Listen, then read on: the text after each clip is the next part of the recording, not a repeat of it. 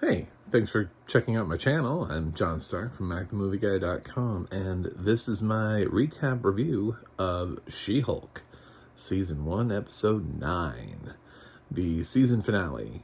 I'm assuming it's a season finale. We have yet to cancel a Marvel show, and most of them are limited series, and this one seems to actually be meant to have a second season, so I don't know why Disney Plus would cancel it.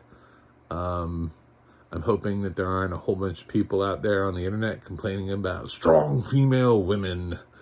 It was a nod to another YouTuber. To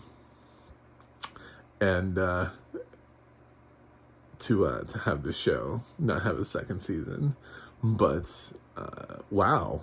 I didn't see this finale coming. I don't think anybody saw this finale coming. If you saw this finale coming, I'm gonna call you a liar. I'm a blind film critic, so I did watch this audio description. I'm not like 100% sure. If I had to make like an audio description note, I would have loved a little bit more description about what Kevin looks like. I felt like I got like a taste.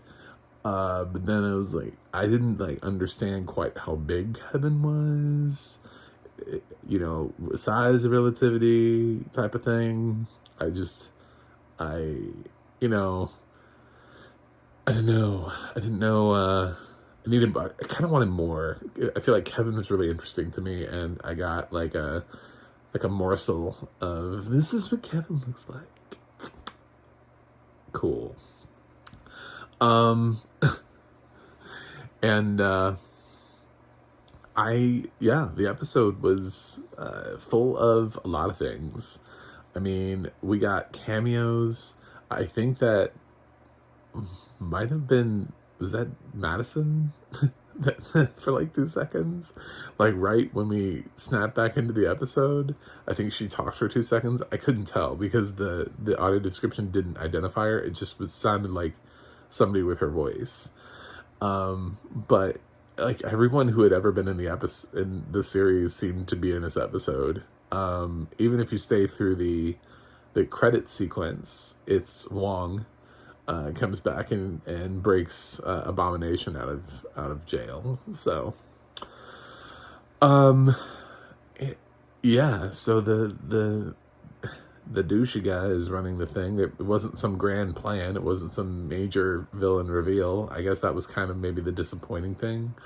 But I think She-Hulk herself laid out all of the reasons why, the season was all about her. And just when she was trying to find her powers and find her way, somebody came along and clamped a thing on her leg and said no.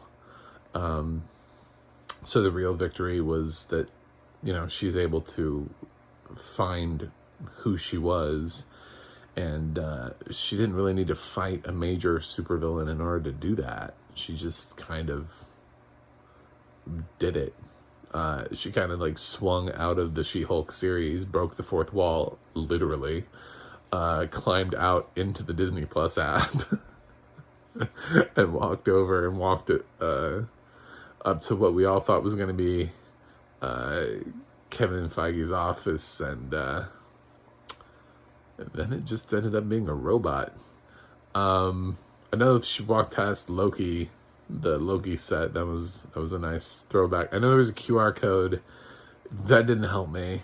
Thanks, Disney. I know there's like a way they're like, you can go to, and they give me like a website at the end, and I'm like, listen, that's too much for me. I don't know where the QR code takes you or what it's supposed to take you. It might take me to another image that I can't see, so I'm just not.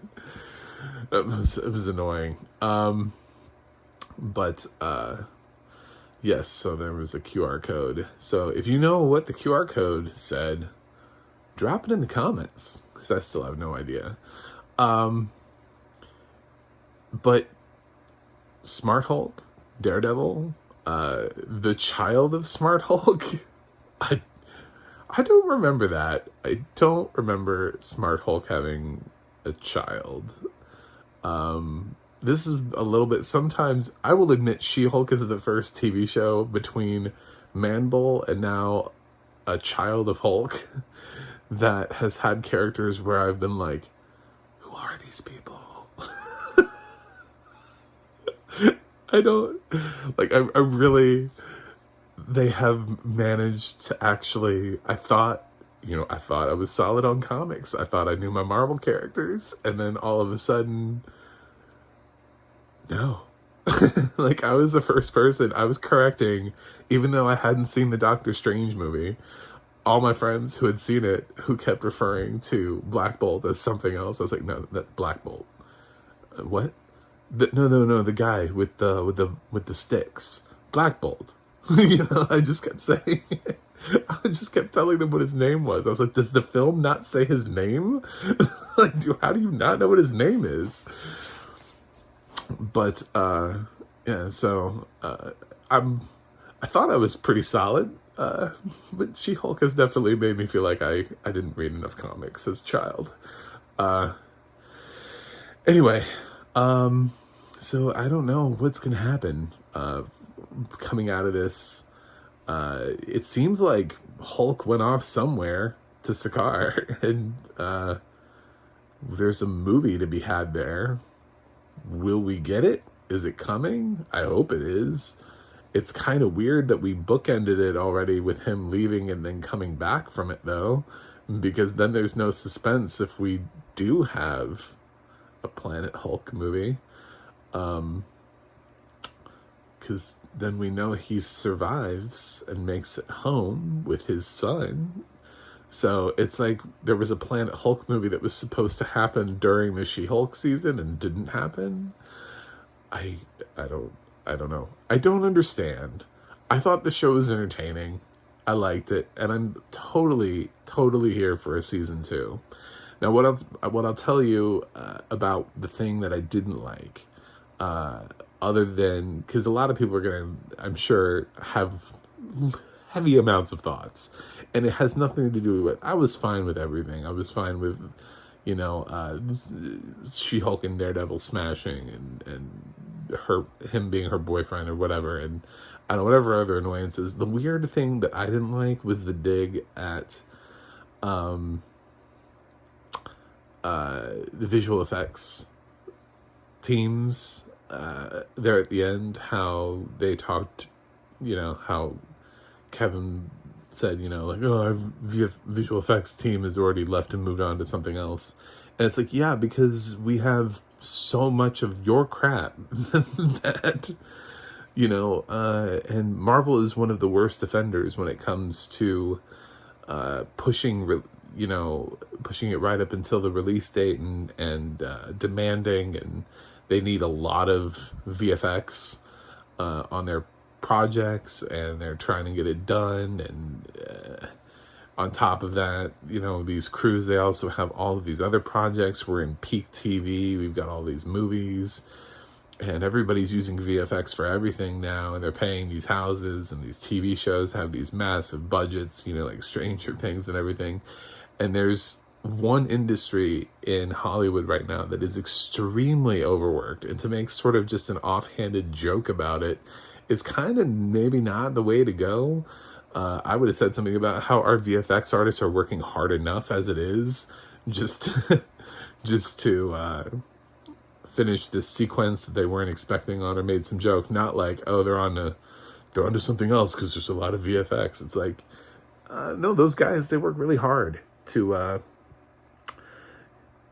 get all of these projects done. Maybe we should honor them with a reference of thank you for your tireless work, and instead of just kind of being like, yep, they got so much work to do, so they left the show during the final episode to go work on something else, so we can't do your transformation.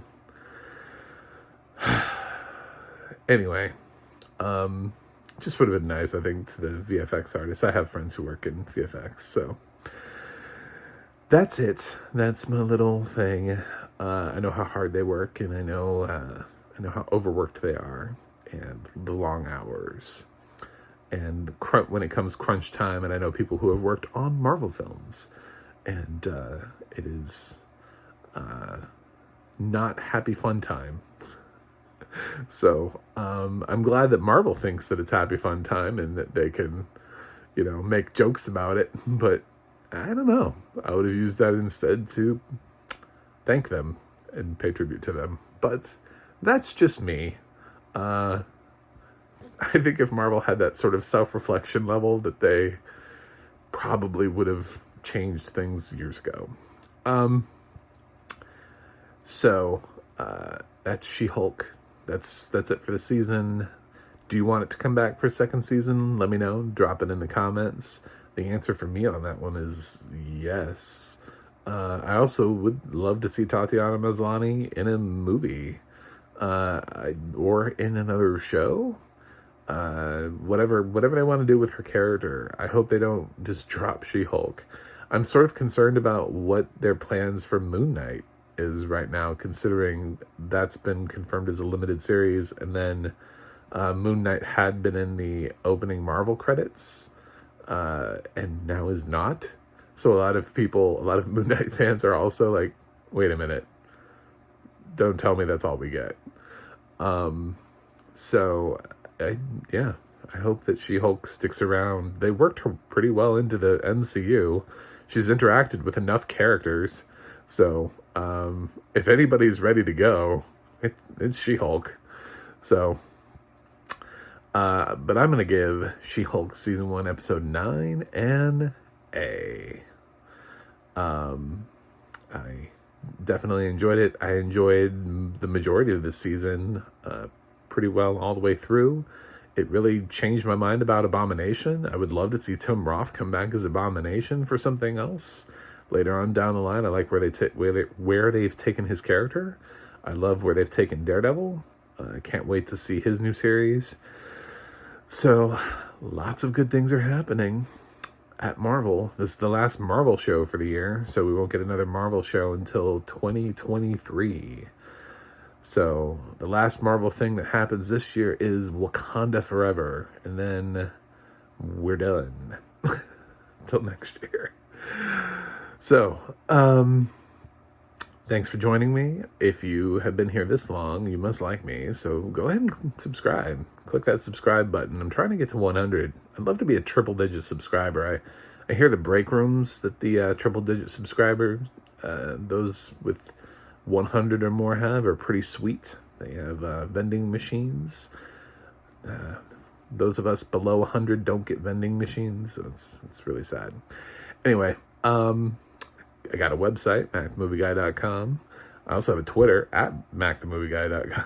At MacTheMovieGuy, not the .com part. And you can go to the audio description project now that this show's over, and you can find something else that has audio description. You can also go to the adna.org, and it'll let you know who audio described She-Hulk. That's it for me today. And I will review something else, and I'll see you guys on the other side.